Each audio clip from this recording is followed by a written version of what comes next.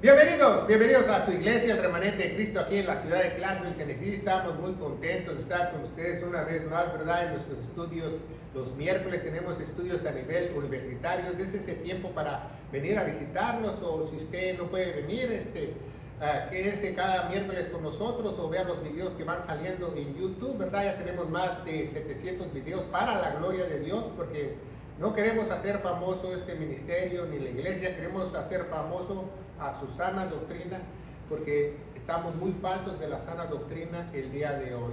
Vamos a darle gracias a Dios. Padre, bendito eres en el nombre de Jesús. Yo te alabo y te bendigo, te doy gracias por esta oportunidad, por poder exponer tu palabra de gloria. Unge mis labios para que yo pueda enseñar este tema muy importante que concierne a tu sagrada iglesia, en el poderoso nombre de Cristo Jesús. Y la iglesia gloriosa dice amén. Amén, amén, ¿verdad? Tenemos ya una carpeta de materias de teología, ¿verdad? Donde usted puede ver hermenéutica básica, hermenéutica 1. Este es el segundo estudio de hermenéutica 2, ¿verdad? Vamos a hacer varios estudios porque es un tema muy extenso de enseñar. Entonces, para que nosotros podamos entenderlo muy bien y aprender, porque es muy importante. ¿Por qué? Porque así tenemos más facilidad de interpretar los textos sagrados de las Sagradas Escrituras. Porque es hermenéutica, el arte de interpretar, el arte de poder trazar bien la palabra de Dios, trazar o dividir bien la palabra de Dios, como dice el segundo de Timoteo 2:15. Estudia con diligencia para que tú te presentes como obrero aprobado, que no tiene nada que avergonzarse, que divide o traza bien la palabra de verdad, y entenderla, trazarla y entenderla. Dice en Hebreos 11:6, ¿verdad? Sin fe es imposible agradar a Dios, pero también dice, pero Él es premiador o galardonador para aquellos que lo buscan, ¿qué? Diligentemente. Muchas Biblias en las 60 quitaron diligentemente, si usted no lo sabe. ¿Por qué? Estudiar diligentemente, sistemáticamente, Dios es un mandamiento para la iglesia, según de Timoteo 2:15. No es una opción, es un mandamiento. Entonces, ¿y cómo vas a estudiar? Pues tienes que tener ciertas reglas. Una de las reglas es la hermenéutica también, ¿verdad? Hay otras materias que te pueden ayudar para estudiar la palabra de Dios, pero hoy estamos viendo la hermenéutica. ¿Qué tan importante es la hermenéutica? Que viene de hermo, del griego, que es el dios Mercurio, o el dios de donde proviene, dicen ellos, la escritura y el habla, ¿verdad? Un dios griego. Y Platón lo usó por primera vez para escribir una de sus obras, El vocero de Dios, y le enseñó a sus alumnos cómo tenían que tener esta hermenéutica para discernir lo que los dioses decían, ¿no? Los dioses griegos. Ahora se usa esa palabra no para discernir los dioses griegos, sino para discernir las Sagradas Escrituras, ¿va? Hermenéutica 2. Es muy importante. Y hoy vamos a ver algunos modismos, ¿va? Modismos que hay en la hermenéutica, se llaman modismos, y es muy importante que nosotros aprendamos los modismos. ¿Qué es un modismo? Modismo es una palabra que la usa para un significado X, ¿verdad? Por ejemplo, una palabra que usa para decir algo, ¿verdad? En inglés se le dice slang, ¿verdad? Un lenguaje callejero, un lenguaje cultural, un lenguaje que no lo entendemos. Entonces, en la Biblia se encuentra este tipo de lenguaje que se le llama hebraísmo. ¿Por qué se le llama hebraísmo? Porque los hebreos son los que Dios les confió la palabra de Dios. Los escritores de la Biblia son ¿qué? Hebreos. Aunque lo hayan escrito en diferentes idiomas, ¿verdad? Que una pequeña porción en arameo, otra en hebreo y otra en el Nuevo Testamento en griego, tiene hebraísmos, ¿va? Con ese, ¿va? Porque son varios hebraísmos.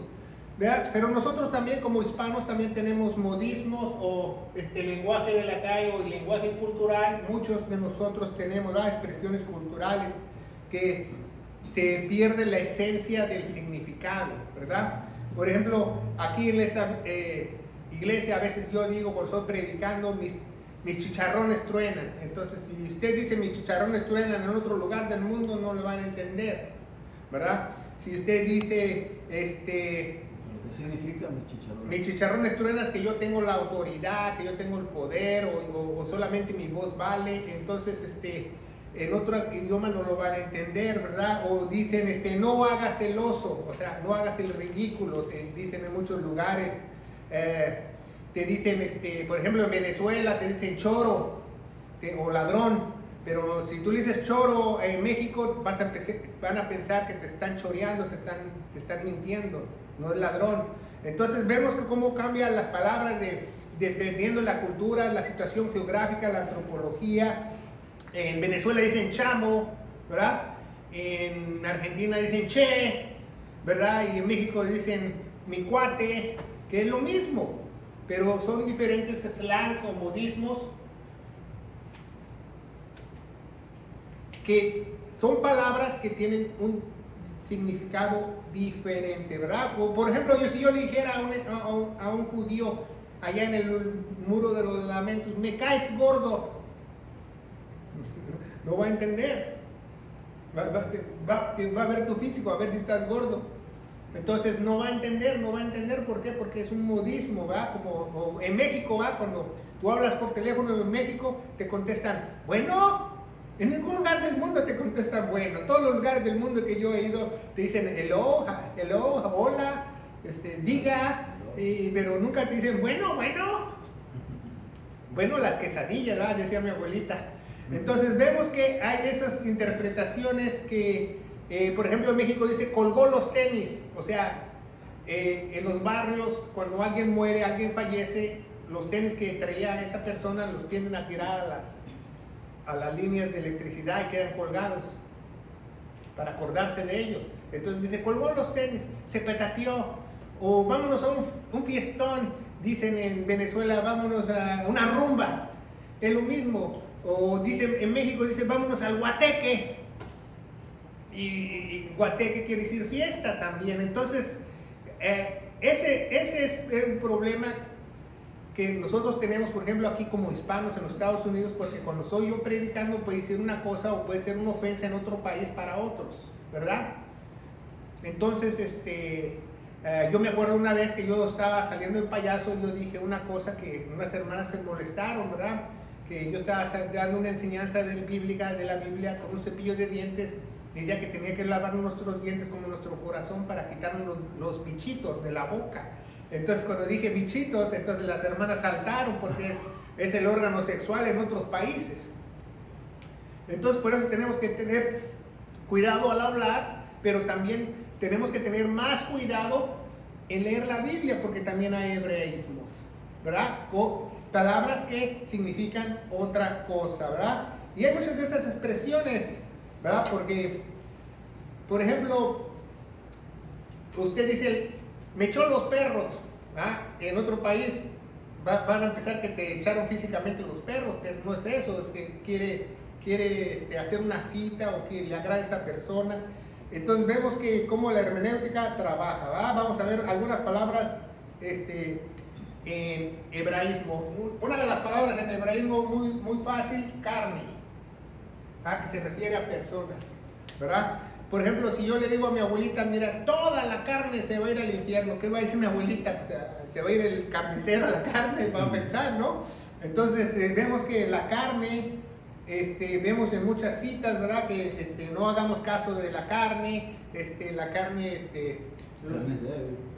es débil, ¿verdad? Y otras cosas así, no está hablando de carne, está hablando de la persona, ¿verdad? Vamos a ver Génesis 6:12, dice que toda carne es corrompida, ¿verdad? Génesis 6:12, vamos a ver qué dice la palabra de Dios. Dice, y miró Dios la tierra y aquí estaba corrompida porque toda carne había corrompido su camino sobre la tierra. ¿Se fijan? Toda carne, ¿verdad? El 4:1. Génesis. Ajá. Génesis 4:1, vamos a ver qué dice Génesis 4:1.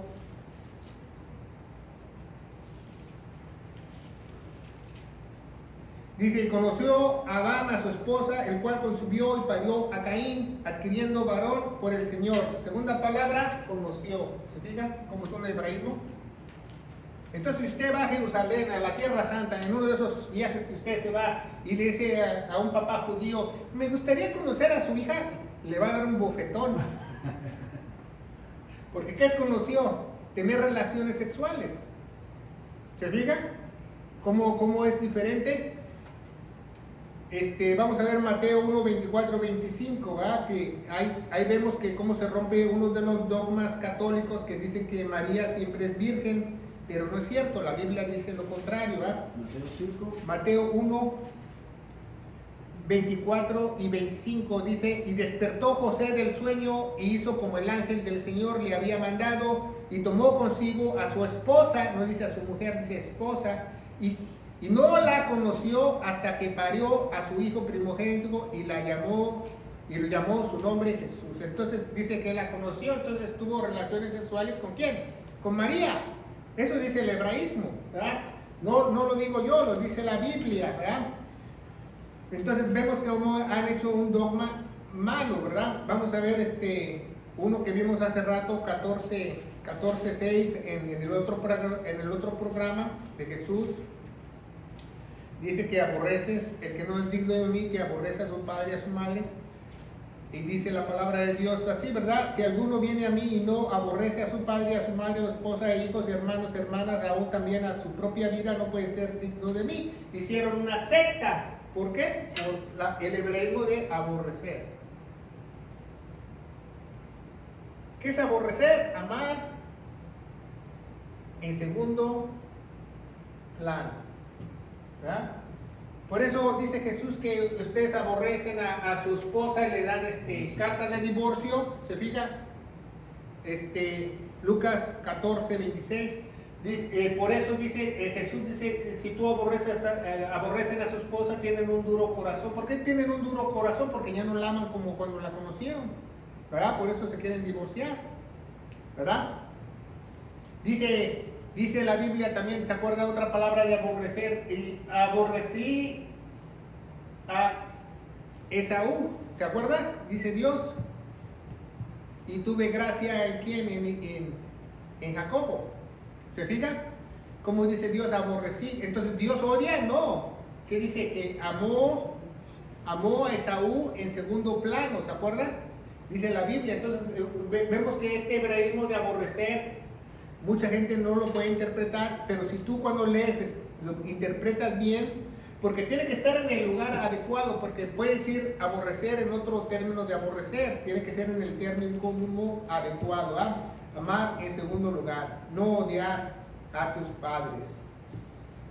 Entonces vemos otro hebraísmo que usan mucho también los hebreos, en Primera de Juan, capítulo 4. Primera carta de Juan, capítulo 4. Dice: amados, no creáis a todo espíritu. Usan espíritu como hebraísmo, porque se puede usar como espíritu y como hebraísmo. Ahí, ¿qué se refiere espíritu? A toda persona.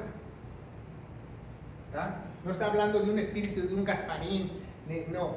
¿Por qué? Porque las personas que traen adentro los espíritus. ¿Sí me entienden?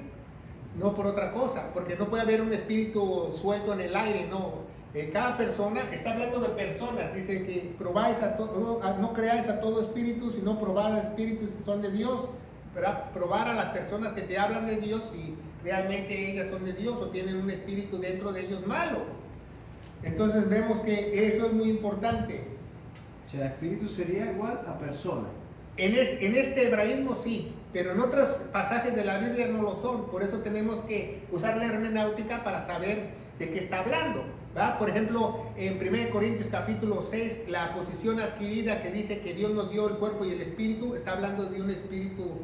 ¿Se fija? Pero cuando dices probar los espíritus, entonces significaría probar a las personas. Probar a las personas, porque estas traen espíritus malos dentro de ellas. Exactamente. O sea, lo que habla, lo que dice, lo que enseña. Acuérdense que para probar a una persona es lo que predica y enseña, ¿verdad?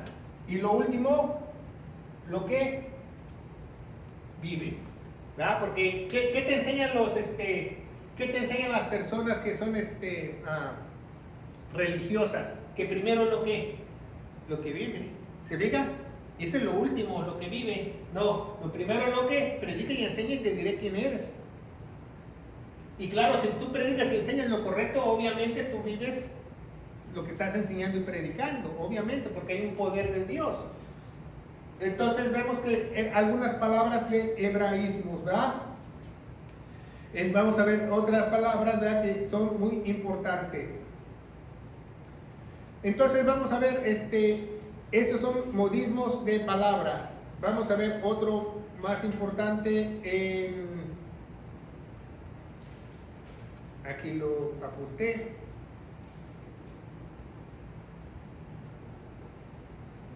Ósculo santo, ¿no he escuchado ósculo? Sí. ¿Qué quiere decir? Beso. Un beso, pero si no se lo dice, no sabe, ¿verdad? Pues usted puede leerlo, buscarlo y quizás en un diccionario lo diga, ¿verdad?, que se refiere la Biblia. 1 Samuel 24:3. 1 Samuel 24:3, cuando Saúl anda buscando a David, ya lo tiene. 1 Samuel 24:3 dice: como llegó a una majada de ovejas en el camino donde había una cueva, entró Saúl en ella a cubrir sus pies. Cubrir sus pies. ¿Qué quiere decir cubrir sus pies? Que fue al baño, que hizo del 2. Eso significa, ¿ah? ¿Por qué? No lo que fue a hacer del 1, fue a hacer del 2, porque cuando se agacha, cubre sus pies. ¿Ah? Entonces, también hay una expresión en el libro de Ruth, ¿va? Que dice, destapó sus pies. Ruth. Ajá. Destapó sus pies quiere decir que tuvieron también relaciones sexuales, ¿verdad? Entonces vemos muchos modismos que son hebraísmos, que son palabras que tienen una diferencia cultural, ¿verdad? Si no nos damos cuenta, descubrir los pies, descubrir otra que muchos erran, descubrir su desnudez. Descubrir su desnudez es tener relaciones sexuales con alguien que está prohibido. ¿Se fija? Descubrir su desnudez, ¿verdad? Lo vemos en Génesis, ¿verdad? Génesis, creo que es capítulo 9, vamos a ver, con Noé, que dice que su hijo descubrió la desnudez de Noé.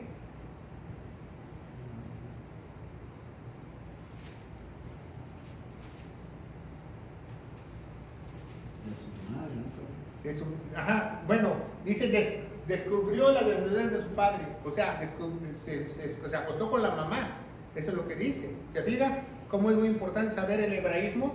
Y tuvo un hijo que se llamó Canaán, que fue negro por la maldición, porque habla de él antes que él naciera. Entonces vemos cómo descubrir su desnudez quiere decir eso. Lo podemos ver en Levítico, ¿verdad?, capítulo 18, del 7 al 20, como nos indica la ley, que es descubrir su desnudez. Entonces vemos que hay muchos hebreísmos, hay una lista muy grande de hebreísmos, ¿verdad?, que son 60, 70 hebraísmos que pues no los vamos a ver todos, nada más vimos algunos, pero usted quiero que comprenda el mensaje, que quizás esa palabra quiere decir literalmente algo, pero quizás sea otra cosa, si usted no entiende el mensaje correcto, ¿va?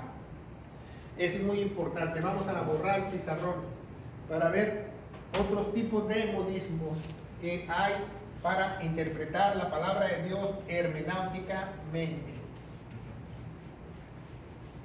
Es muy importante que aprendas, porque poco a poco, como tú vas leyendo la Biblia y dice, conoció a su mujer, ¿verdad? Y entonces usted ya sabe que tuvieron relaciones sexuales, porque mucha gente piensa así, que por eso es bueno tener una Biblia nueva con lenguaje actual. No es bueno tener una Biblia porque cambian el mensaje.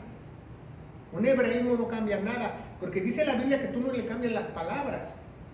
Entonces no podemos cambiar al lenguaje actual a una Biblia, eso es antibíblico. Tenemos que nosotros indagar, escudriñar, estudiar en las escrituras, estudiar hermenéutica para saber el mensaje correcto de Dios. Entonces es muy importante que nosotros aprendamos eso, ¿verdad? La hermenéutica. Hay muchas palabras que son magistrado, palabras principados, príncipes, huéspedes. Todo eso uno lo va aprendiendo conforme va estudiando, pero es muy bueno que usted aprenda el lenguaje relativo para enseñar, ¿verdad? Seguimos adelante. Entonces vemos los modismos hebraicos. Ya los vimos algunos ejemplos. Los modismos hebraicos son expresiones hebreas culturales traducidas en otros idiomas, se pierde la esencia. Primero, número 1, de lo absoluto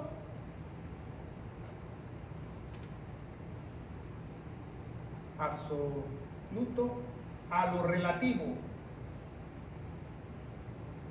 Es una forma verbal que es un hebraísmo que los hebreos hablan así, ¿verdad? Como como bueno o malo, siempre nunca va, no existen intermediarios, ¿verdad? Vamos a un lenguaje relativo. Vamos a ver 1 de Pedro capítulo 3, para que vea cómo muchos fallamos en la interpretación porque no sabemos hermenéutica, ¿verdad? Capítulo 3, y por eso hay muchas hermanitas vestidas como santurronas que hasta la falda le llega hasta abajo, y como dice el hermano, se ahorran el rastrillo. Entonces vemos que de lo absoluto a lo relativo, 1 de Pedro 3, el 3 y el 4, dice 1 de Pedro 3 y 4, el adorno de las cuales sea exterior con encripecimiento cabello, ¿va? Dice en algunas Biblias como la 60, con peinados ostentosos, ¿no? Dice, del cabello y a tibio de oro en compostura de ropas, sino el hombre encubierto de corazón, adorno incorruptible del espíritu, manso y quieto, ¿va? Muchos dicen, no, la mujer tiene que ser, que no tiene que tener joyas, que no tiene que tener peinados ostentosos, que no tiene que tener vestidos caros, y ahí tiene un pastor que no sabe hermenéutica, que hace que las hermanitas vengan como monjas. Cuando Pedro esto es de lo absoluto a lo relativo, de lo absoluto a lo relativo. ¿Qué quiere decir Pedro? Que lo más importante es tu interior, no el exterior. ¿Me entienden? ¿Y cuántas veces no he escuchado esa interpretación mal? No, que no te pongas esos aretotes, hermana, que no te pongas ese collar de perlas, que eso es antibíblico, no te hagas peinados ostentosos. ¿Y cómo falla la interpretación? Por la falta de hermenéutica. Hermenéutica dice de lo absoluto a lo relativo. Es una manera de hebreo de hablar, ¿verdad? Vamos a ver otro ejemplo, Génesis 29. Génesis 29. Génesis 29 del 31 al 34. Y vio el Señor que Lía era aborrecida y abrió su matriz, pero Raquel era estéril y concibió Lía y parió a su hijo y lo llamó Rubén, porque el hijo que ya había mirado el Señor mi aflicción, ahora tanto amará a mi marido. Y concibió otra vez y parió otro hijo, por cuando vio el Señor que yo era aborrecida y me ha dado también y llamó a su nombre Simeón. Y concibió otra vez y parió otro hijo, ¿va?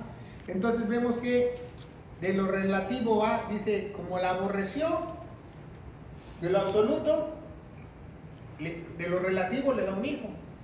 Como Dios habla, ¿ah? Porque el que está hablando ahí es Dios. ¿Se fijan en este ejemplo? Lucas 14,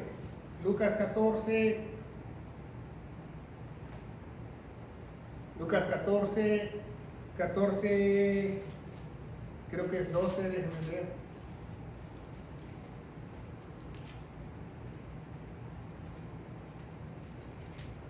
Esas hojitas que se me pegan.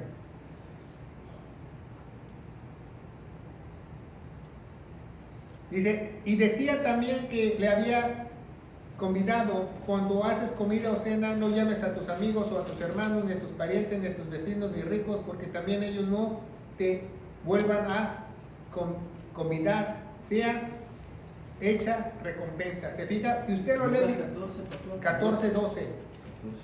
Y se decía también que había convidado también en esa comida o cena. Si usted lo lee literalmente, está diciendo que Jesús dice que no invites a nadie, ¿verdad? En ese versículo dice que está convivido, que haces la comida o cena, no llames a tus amigos, a tus hermanos, a tus parientes. O sea, que tú cuando comas no invites a nadie. Así tú lo lees literalmente, pero no, él está hablando de lo absoluto a lo relativo. Él está diciendo que es más importante darle a alguien de comer que no tiene que a tu parentela y a tus amigos. No está diciendo que no los invites. ¿Se fija cómo de lo absoluto a lo relativo trabaja? ¿Sí se fija cómo trabaja ese ejemplo? Ayudemos primeramente a aquellos que tienen esa necesidad, dice Jesús. O cuando dice, no mires la paja o el mote, dice la original, en el ojo de tu hermano, primero ve la viga que tú tienes. Está hablando de lo absoluto a lo relativo. No está hablando literalmente. Es un tipo de modismo hebraico que los hebreos usan.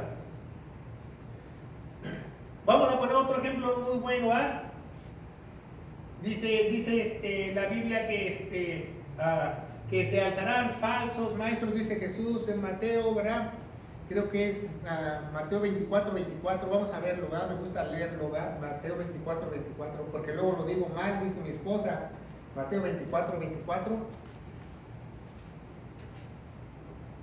Es muy importante que usted aprenda 24, 24, este modismo que Jesús habla.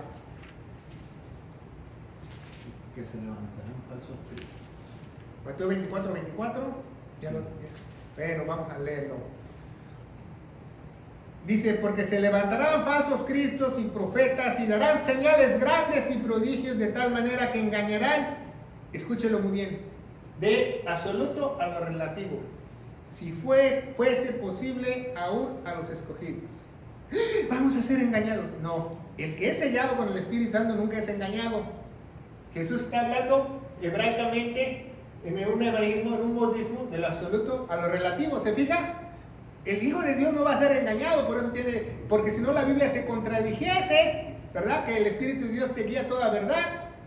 No se contradice la Biblia, entonces es algo del absoluto a lo relativo, ¿verdad? Y mucha gente, yo he escuchado muchos predicadores y muchos pastores que también podemos ser engañados. Válgame Dios.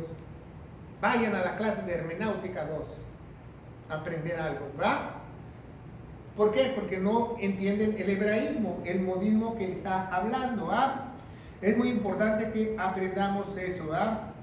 O ya vimos el ejemplo en el primer programa de Juan, ¿verdad? Que está hablando el que comiese mi carne, en Juan, el versículo caníbal 6:56. Está hablando literalmente, dígame.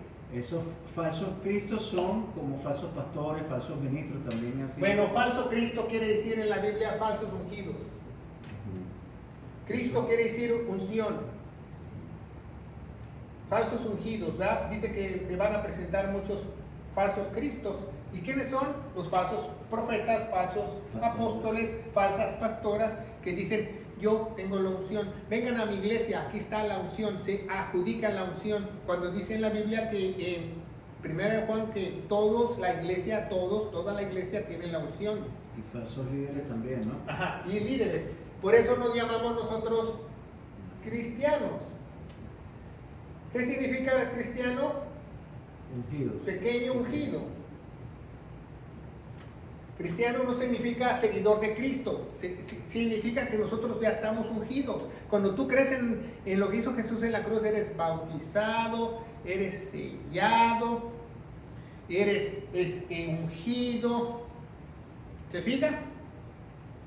El Espíritu de Dios se amalgama al tuyo, ya también te pertenece a Él y tu cuerpo y también te pertenece a ti porque ya son uno, es la doctrina de la unión. ¿Se fijan? Entonces dice, si fuese posible, aún los imposibles. Entonces Dios está hablando ahí que está haciendo algo de lo absoluto a lo relativo. O sea que los cristianos no vamos a ser defeated, como dicen en inglés, engañados, ¿va? Entonces mucha gente lo lee y no lo entiende porque no conoce la hermenáutica, no conoce el hebraísmo, ¿verdad? Es muy importante que aprendamos, ¿verdad? Ahora al revés, 2. De lo relativo a lo absoluto.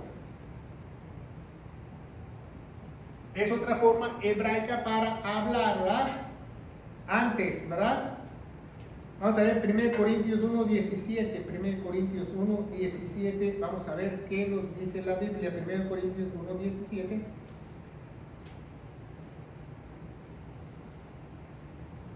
Dice, ponga mucha atención en esta cita porque muchos erran también. 1 Corintios 1:17 y dan una interpretación falsa.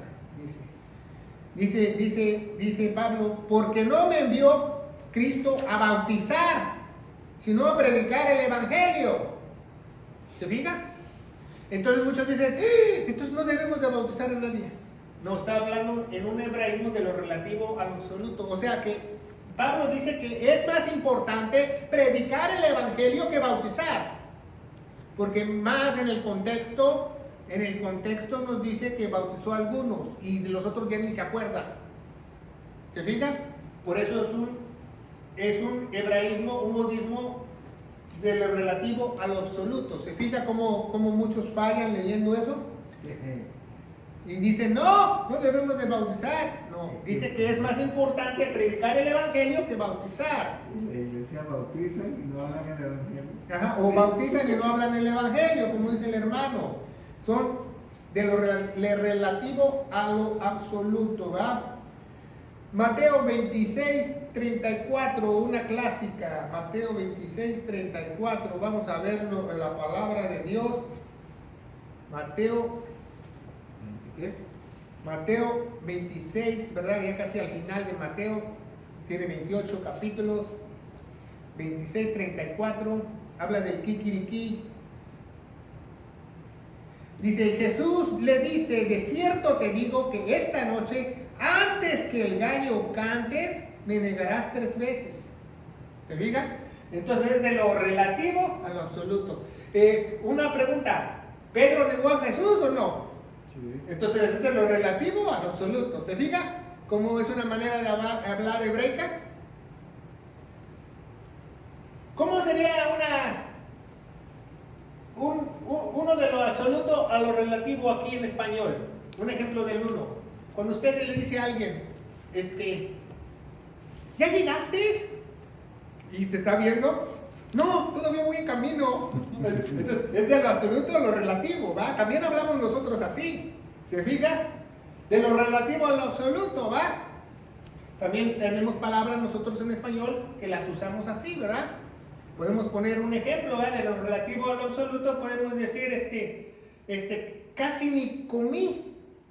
O, casi ni comí, pero ya tengo hambre. O sea, de lo relativo. Sí comió, pero de lo relativo a lo absoluto. Se fija cómo nosotros también tenemos esa clase de modismos, pues también en la palabra de Dios, por eso tenemos que aprenderla. 26 vamos a ver del 26, del 6 al 8, a ver qué dice.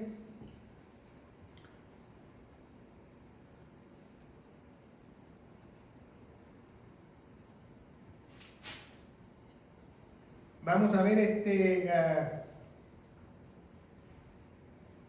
cuando Jesús dice, antes que pidas, yo te lo concederé. ¿Verdad? ¿Se fija cuando habla una oración?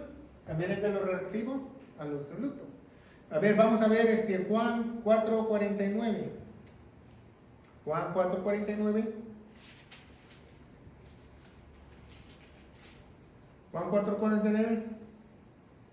Y el cortesano le dijo, Señor, desciende antes que mi hijo muera. Desciende antes que mi hijo muera. O voy a ver a mi mamá al hospital antes que se muera. Es de lo relativo a lo absoluto. ¿Me fija? Como hablan los hebreos. Juan 1:48, va una clásica de Juan 1:48. Dice Jesús, dice a Natanael, ¿de dónde me conoces? Respondió Jesús y dijo, antes que Felipe te llamara, cuando estabas debajo de la higuera, te vi. ¿Va? Antes que igual que nosotros decimos, ¿va? Antes que yo te hablara, te vi en la higuera. ¿Se fija de lo relativo a lo absoluto? ¿Lo vio o no? Sí lo vio, entonces está diciendo, antes que te viera, te vi. ¿Se fija cómo usan el relativismo? Es muy importante. Tercero, ya vamos avanzando. Modismos de filiación. Se llaman modismos. Todos estos son modismos. Modismo de filiación. Filiación. Estos son usados muy por los judíos mucho. Juan 21 más que los hispanos. Juan 21, 15. Vamos a ver qué dice en la palabra de Dios. Juan 21, 15. Dice la palabra de Dios.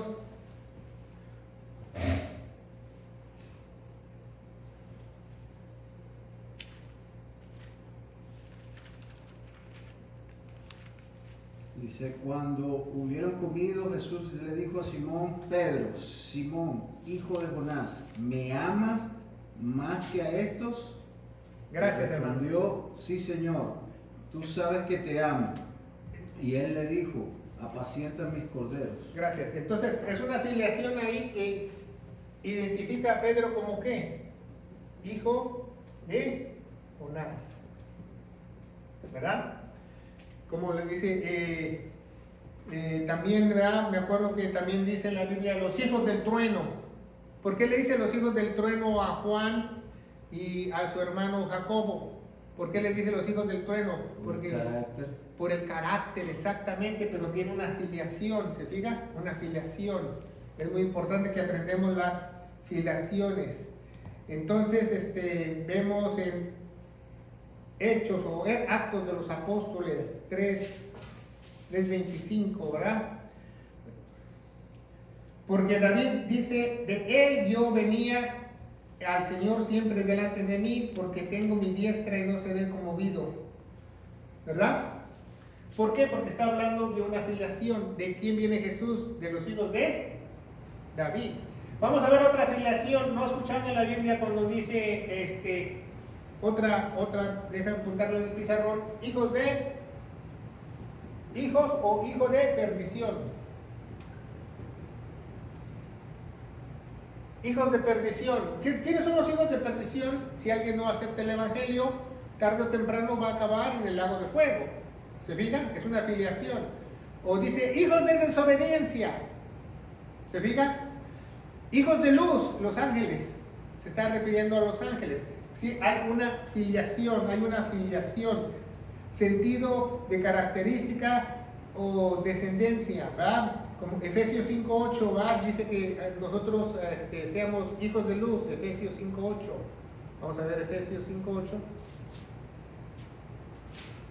Casi hasta el final, pero ahora tiene 6 capítulos. 5:8 dice, porque en otro tiempo eras tinieblas, ahora sois luz en el Señor como hijos de luz. ¿Se fijan? Somos hijos del rayo, hijos de la electricidad, no. Hijos de luz quiere decir hijos de la verdad, hijos de Dios. Entonces hay una afiliación. Entonces nosotros ya estamos afiliados a Dios, como usted puede ver en la Biblia, ¿verdad? ¿Qué le dijo a los fariseos, a los que decían mal la palabra de Dios, que dices, no, dice, ama a tu hermano, no lo critiques, ¿qué dice a los religiosos Jesús en Juan capítulo 8, déjenme ver, creo que es el versículo 8.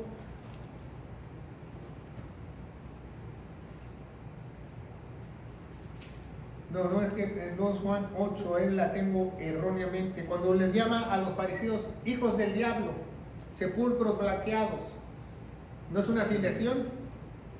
Sí. Dice, eso está en Lucas. Lucas 8. Sí, creo que es Lucas 16. ¿Qué versículo es?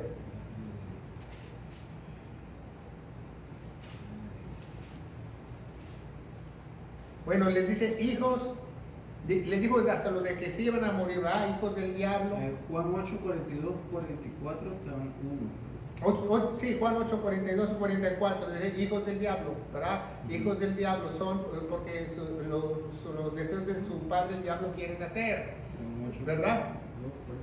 Entonces vemos que esas características pueden ser pongan mucho bien, por descendencia, como hijo de Jonás, o por carácter, o por afiliación. ¿Qué es afiliación? Familiar. No, afiliación futura, como hijos de perdición que se van a ir al lago de fuego. ¿Se fija? Entonces vemos ese modismo.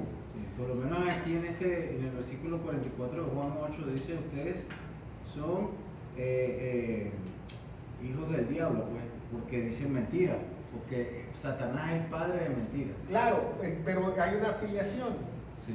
Y porque no hay verdad en él, porque desde el principio es homicida. Toda persona que habla la palabra de Dios con mentiras son hijos del diablo. Y si tú conoces a alguien que predica mal la palabra de Dios, no es hijo de Dios, es hijo del diablo. Número 4, modismo de tiempo, ¿verdad? Es muy importante para caracterizar los tiempos, ¿verdad? Si está hablando, ¿verdad? Dice Éxodo 24, vamos a poner: ustedes harán la Pascua eternamente, dice, creo que en Éxodo 24, vamos a leer la Pascua. La Pascua. Éxodo 12, 24, ya vamos muy... La Pascua se hizo al principio de Éxodo. 12, 24. Y guardáis estatutos para vosotros y por estos padres para siempre. ¿Se diga? Ok, aquí este modismo de para siempre no es eternamente. ¿Se fija? En este hay que poner mucho cuidado, porque mucha gente dice: es que el sábado es para siempre. No, porque la ley terminó el tiempo y empezó otro tiempo, y hizo una dispensación de tiempo, y Dios es el final de la ley. ¿Se fija? Entonces cuando dice la Pascua será eternamente o por siempremente, no está hablando para siempre, está hablando en el tiempo de la ley. ¿Se fija? Entonces tenemos que tener mucho cuidado en estos tiempos, ¿verdad? Porque dice en Romanos, ¿verdad?, que el fin de la ley es Cristo Jesús, ¿verdad? Vamos a ver otro, hay tiempo involucrado en Lucas 24, 46 creo, déjenme ver, Lucas 24, 46, dice: y les dijo, así está escrito, así fuera menester que Cristo padeciese y resucitase de los muertos al tercer día. Entonces, este tiempo, este es menester de tiempo, está hablando ¿qué? Literalmente, ¿se fija? Entonces tiene uno que distinguir los tiempos. Ahí no está diciendo que se murió, porque los católicos lo interpretan así: se murió el viernes, sábado de gloria y domingo de resurrección. No, él específicamente dijo la señal de Jonás, 3 días y 3 noches. La señal de Jonás, específicamente, Jesús lo dijo, 3 días y 3 noches. Pero si nada más lees ese versículo de Lucas, como lo leímos, ¿verdad? Entonces alguien estudia hermenéutica y dice: no, ese tiempo nada más son 3 días, 3 días, que no cuentan 24 horas. ¿Sí me explico? Entonces hay que tener mucho cuidado con los tiempos. Hechos de los Apóstoles 10:40. Hechos o Actos de los Apóstoles, capítulo 10, versículo 40. Nos dice la palabra de Dios. Dice: a este Dios le resucitó el tercer día e hizo que apareciera y se manifestase. Entonces está hablando de 3 días y 3 noches, la señal de Jonás. Entonces tenemos que saber el tiempo.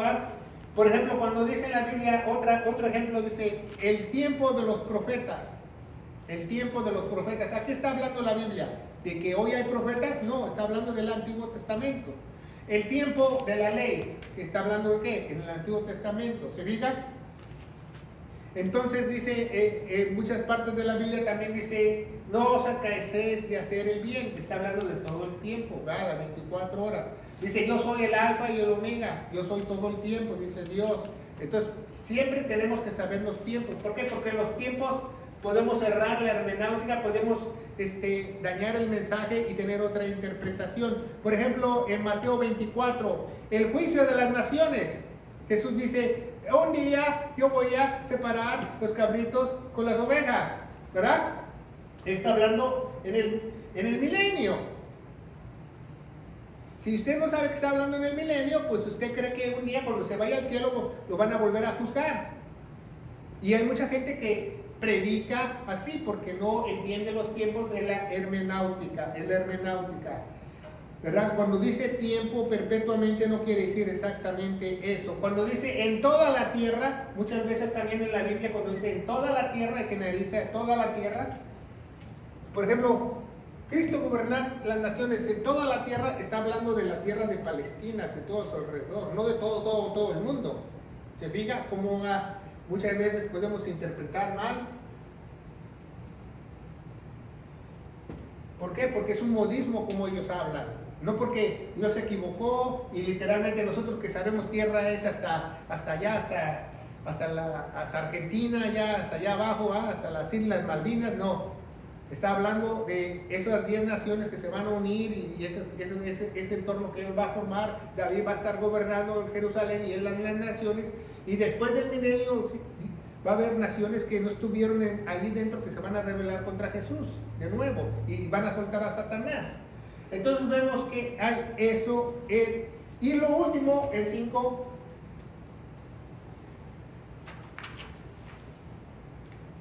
El antro. Hay que escribirla bien, ¿verdad? Morfismo. ¿Qué es morfismo en griego? Un cambio, ¿va? Un cambio antropológico, ¿va? Un cambio antropológico. Vamos a ver, en Job tenemos muchos ejemplos, ¿va? Job habla de Dios de una manera, en un modismo antropomorfismo. No, antropomorfismo. Morfismo es como metamorfosis, cambio. O metafísica, cuando escucha esas palabras en griego tienen un cambio o algo. Vamos a ver Job 19, primero 13. Dice como tiene muchos, el libro de Job, y muchos no saben leerlo. Job 13. Job capítulo 13, vamos a ver muchas citas en Job. Porque Job habla mucho sí en Salmos, pero mayormente de Job vamos a hablar. Job capítulo 13, versículo 24. ¿Por qué escondes tu rostro y me cuentas por tu enemigo? Le dice a Dios. ¿Por qué escondes tu rostro? ¿Verdad? No está hablando físicamente que Dios tiene un rostro, ¿se fijan? Está hablando de hombre, viene de antropología, morfismo. Es un modismo que está diciendo que Dios está escondiendo su rostro, pero realmente porque Dios en la época de Job, ¿qué era? Espíritu, no tenía cara. Ahora Dios tiene cara porque encarnó en Jesucristo. ¿Se fijan?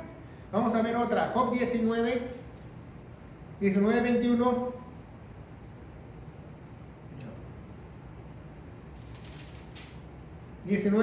Nos dice: oh vosotros mis amigos, tened compasión de mí, compasión de mí, porque la mano de Dios me ha tocado. La mano de Dios me ha tocado. ¿Realmente una mano física lo tocó? No va. ¿Por qué? Porque es antropomorfismo, no está hablando de eso. Dice en Deuteronomio 11:12, los ojos de Dios, ¿va? No realmente no tiene ojos, ¿verdad? Job 49. Job 49 dice: tienes tu brazo como Dios y tornarás tu voz como Él. O sea, está hablando antropomorfismo. Dios no tiene ningún brazo. Acuérdense que Dios en el Antiguo Testamento era espíritu. Hasta que encarnó en Jesucristo, tuvo brazos, tuvo pies, tuvo ojos. ¿Va? Porque muchos dicen, en Salmos dice, el polvo de los pies de Jehová, ¿va? No realmente que tenga pies, es un antropomorfismo, en hebreísmo. Entonces por eso tenemos que aprender la Biblia, ¿verdad? Y muchas veces, cuando usamos todos estos modismos, se le llama en hermenéutica, ¿verdad? ¿Cuál es el elipsis? Elipsis del mensaje. ¿Qué es elipsis? ¿Qué es el contenido real del mensaje, ¿verdad? Muchas veces hablan en elipsis, ¿verdad? Como, ¿se acuerda como cuando Jesús fue arrestado y fue ante Pilato, usa una elipsis de modismos, dice, me lavo las manos. O sea, que la sangre no cae sobre mí. Dice Pablo, la sangre no cae sobre mí. No quiere decir que la sangre le va a caer. Dice la vida, porque la vida de la carne está en la sangre. Levítico 17:11, entonces Pablo dice que la vida de yo no voy a ser responsable por esa vida. ¿Verdad? Dice Pilato, me lavo las manos porque yo no soy el culpable de esa muerte. ¿Verdad? Entonces vemos que ese elipsis combinado usan muchas palabras. Por ejemplo, Pablo dice, no, ustedes son unos, ¿se acuerdan de Corintios? Estudiamos Corintios, dice, ustedes les doy lechita porque son bebés, no les doy vianda. No quiere decir que nos dan lechita o comida sólida realmente, está hablando de la esencia de la palabra de Dios. Entonces muchos elipsis usan los hebraicos, ¿verdad? Para hablar, ¿verdad? O sobre ti la sangre de esta cabeza. Entonces muchas veces no sabemos. Pero otras cosas, otros elipses son literalmente ciertos, ¿verdad? Cuando por ejemplo Abel mató a Caín y dice Dios, la sangre clama la vida de la tierra habla porque tiene vida, clama la vida de Abel. ¿Se fija? Entonces muchas veces pueden ser literalmente ciertos, como cuando habla de Caín y Abel. ¿Se fija? Pero en muchas ocasiones que habla de que la sangre caiga sobre mí, habla de elipsis de modismos. Entonces vemos cómo la interpretación literal, acuérdense, para interpretar la Biblia tienes que haber muchos factores. Jesús la interpretó literal histórica. Literal histórica quiere decir todo lo que está en la Biblia, toda la literatura que está en la Biblia y toda la historia que está en la Biblia. De esa manera se debe de interpretar la Biblia, analógicamente se le llama. Jesús mismo lo dijo, ¿va? Entonces es muy importante que aprendamos esas herramientas porque ya usted sabe cómo hablan ellos, ¿verdad? Y nosotros también hablamos muchas veces así, no nos damos cuenta, pero a nosotros ya se nos hace muy común por nuestra cultura.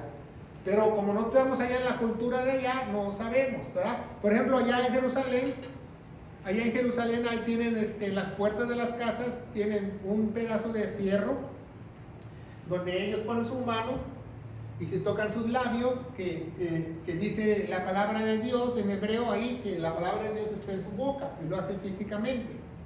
No se persignan, pero ponen la mano en ese. Yo ahí en México, en mi casa, tengo uno de esos en mi oficina, en la entrada, lo tocas y se pone la mano que va a hablar la palabra de Dios en su casa. Eso no te hace más santo, no te hace más consagrado, sino el estudio de la palabra de Dios es lo que te hace más consagrado. ¿Verdad? Para que tú entiendas, de nada te sirve orar, de nada te sirve ayunar si tú no tienes el conocimiento correcto. De nada te sirve. Entonces es muy importante que nosotros estudiemos diligentemente. Hay muchos modismos, ¿va? Vamos a estudiar también un día de estos todos los hebraísmos, ¿va? Que cuando los niños se hacen adultos, cuando los niños ya no son responsabilidad espiritual, todo eso. Mucha gente le interesa eso, pero por propio beneficio, porque cree que ellos van a prosperar haciendo eso. Bueno, todo el que hace la ley prospera, pero no quiere decir que sea salvo. Entonces tienes que hacerlo correctamente, ¿va? Entonces hay muchas clases de hebraísmos, ¿verdad? El talí es como si tú hicieras un tabernáculo en tu cabeza y lo ponen en su cabeza para hacer una casita, para hablar con Dios, y arriba del talí o del chal tiene palabras en hebreo arriba que Dios te puede ver porque está mirando su palabra. No quiere decir que te escucha y te hace caso. Dios todo oye, pero que te haga caso es muy diferente. Para que te haga caso únicamente tienes que tener comunión con el ser hijo de Él. Entonces es muy importante que aprendamos todas esas costumbres y tradiciones que estas personas tienen en otros países y en Jerusalén, ¿verdad? En Jerusalén, cómo se visten, cómo comen, su comida, sus bebidas, cómo odian a los perros. Todo eso deben de saber para que tú te des cuenta cuando estás leyendo que a Jezabel la arrojaron y se la comieron los perros, es lo peor que le hubiera pasado. Porque para un hebreo el perro es lo peor. Nunca le vayas y le regales un perro a un judío, que lo va a tirar en la cara. Porque solamente que sea un judío moderno, ya no sea judío, pero los judíos detestan y odian a los perros. Entonces vemos cómo hay diferentes tipos de pensar, diferentes tipos de cultura, pero si nosotros estudiamos la hermenéutica, no para criticar su cultura de ellos, sino para entender el mensaje correcto de Dios. Eso es lo principal. ¿Alguna pregunta de este segundo tema de la hermenéutica número 2? Pastor, cuando hubo la transfiguración de Dios que habló con Moisés, ¿eso sería una antropomorfismo? No, eso fue una transfiguración real que realmente vieron a esos personajes en el Monte Santo y Pedro le dijo a Jesús, hacemos una enramada o un tabernáculo porque él pensaba que iba a gobernar y la siguiente fiesta que seguía es la de los tabernáculos. ¿Se diga? Pero fue real, porque ellos fueron testigos de lo que ellos vieron y ellos hicieron. Por eso tenemos que saber cuándo hay alegorías, cuando hay simbolismos, cuando hay modismos en la Biblia para tener una interpretación correcta. ¿Se fijan? Y cuando le dice, quítate las sandalias que vas a pisar tierra santa. Bueno, ahí en la zarza, cuando ve al ángel del Señor, o sea, ve a Jesucristo, porque el ángel del Señor es Jesucristo, lo dice en la Biblia, no está hablando con Jehová, como muchos dicen, está hablando con Jesucristo, le dice, quítate de las sandalias porque tierra santa estás, porque donde está Dios es santo, cualquier lugar donde esté Dios es santo, no porque estaba en Palestina, porque estaba en Israel, porque estaba en la tierra prometida. Si tú vas a la tierra prometida no tiene nada de santa. ¿Cuándo va a ser santa? Cuando en Zacarías capítulo 14, sus pies toquen el monte de las olivas y se parten dos, entonces ya va a ser santa porque Dios está en la tierra, parado en la tierra. De otra manera no puede ser santa. Entonces es muy importante que aprendamos eso, ¿va? Porque ellos, vámonos a la tierra santa, ¿va? ¿Cuál santa? No tiene nada de santa. La tierra es santa cuando Dios está ahí o cuando tú le perteneces y tú creíste a Él, ¿verdad? No nos podemos ir sin predicar el Evangelio de Gloria que dice en 1 Corintios 15 del 1 al 4 que nuestro Señor Jesucristo murió por todos nuestros pecados, fue sepultado y resucitó al tercer día según las Escrituras. Y las Escrituras nos dice que tenemos que tener fe en esa preciosa sangre en Romanos 3:25 porque Él se puso en nuestro lugar. Y yo te aseguro, querido hermano en Cristo Jesús, que si tú crees en este momento de todo corazón, serás sellado con el Espíritu Santo, ungido, bautizado y te va a transformar en una nueva criatura donde tú vas a entender los principios de la hermenéutica y tú vas a poder tener una interpretación correcta porque el Espíritu de Dios te va a guiar a toda verdad. En el nombre poderoso de Cristo Jesús, la iglesia de Dios dice, amén. Que Dios los bendiga.